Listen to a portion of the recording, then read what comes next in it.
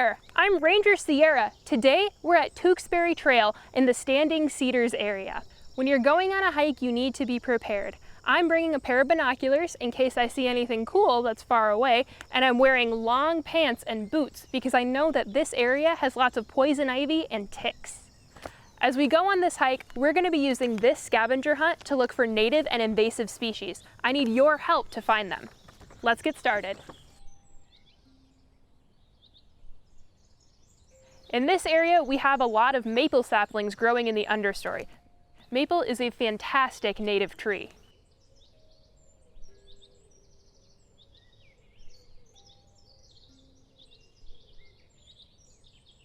Right here, we have some glacial erratics. These are rocks that were moved here by the glaciers thousands of years ago.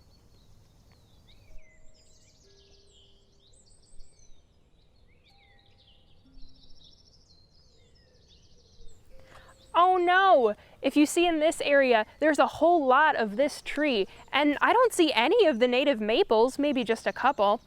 This is an invasive species called buckthorn. Let's learn a little bit more about it. Hey everybody, I'm Jeremiah. You're right, Sierra. There's not really much silver maple here because this buckthorn shades it out. The reason there's so much buckthorn here is because in the 1800s, buckthorn was brought over from Europe as a hedge plant to plant on farm fields as windbreaks or fence lines. So since it was brought here, it's become invasive in our understories of the woodlands. These berries here, birds like to eat, and then they pass through their system through poop and spread them. As we transition from forest to prairie, we see a change in the number of species that we see. Here, there are a lot less trees and a lot more flowers and grasses. A common prairie plant that you will often find is goldenrod. This is a native species. This flower can be found from eastern Canada all the way through the Midwest. So many insects like bumblebees and other pollinators use this flower for nectar and pollen. You may even see our monarch butterflies using this plant to fill their bellies on their migration from Canada to Mexico. Right here we have an oak sapling. It's so cool how they can grow from little saplings this small to trees this big.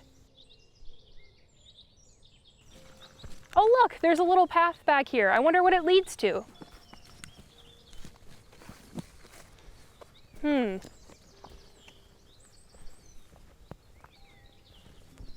Oh, it leads to a nice little overlook. This is the St. Croix River.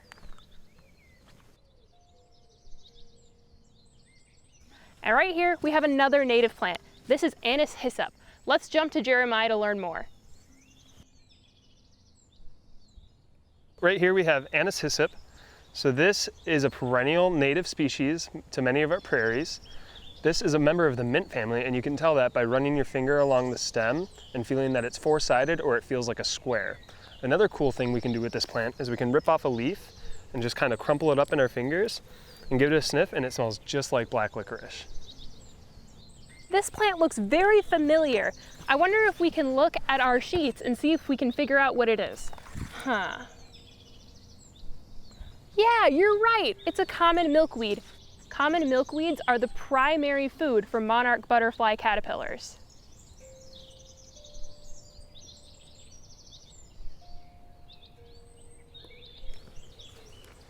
Wow, look at all this poison ivy. Good thing I'm wearing long pants and boots. It's important to be prepared when you go out on a hike. And if you're gonna be somewhere with poison ivy, long pants are your best bet. Oh, look at this cool grass. Let's look on our sheets for any cool grasses that we can see and notice if we can tell which one it is. If you said big blue stem, you're correct. That's exactly what this is. Sometimes it's also called turkey's foot because the three little branches here look like a turkey's foot. Oh, look at all these berries on this prickly ash. We better make sure not to eat them though. Oh, look at this, there's more goldenrod, but there's something unusual about it.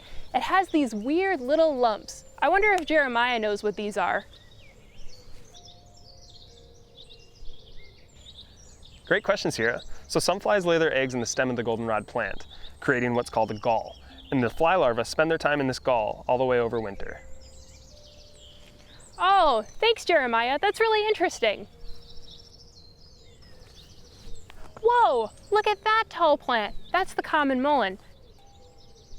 You know, some people say that you can use its leaves as toilet paper because they're soft and fuzzy, but I don't think I would try it.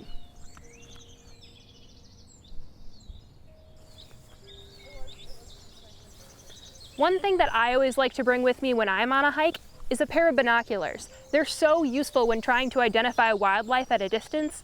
For instance, look, over there, there's a bird.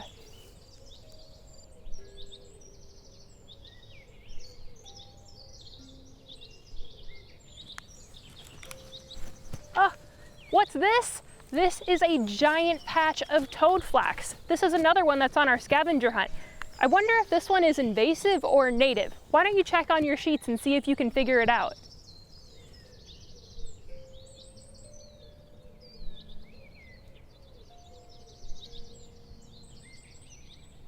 This is an invasive species.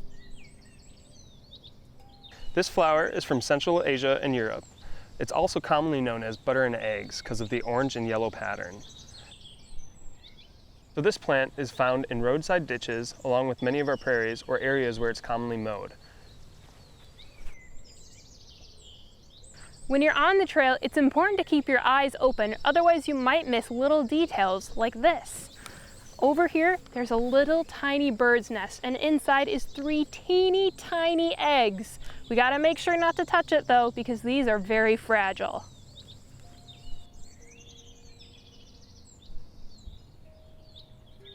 One of my favorite parts about looking for plants is that you get to see all of the little critters on them.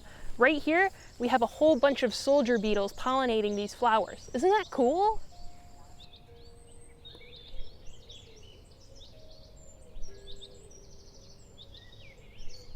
Wow, do you see this little tiny caterpillar? It is so well blended in that I almost missed it, but all of its poop on the leaves gave it away.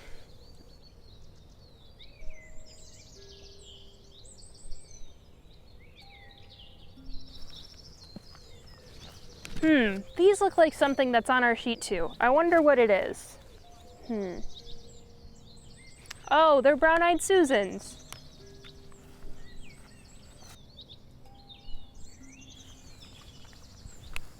Oh, right here we have a nice mix of all of the species we've been talking about. This one right here is white sweet clover. Let's check that off the list.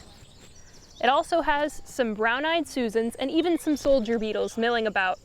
You'll notice that a lot of our pollinators prefer native plant species to invasive ones.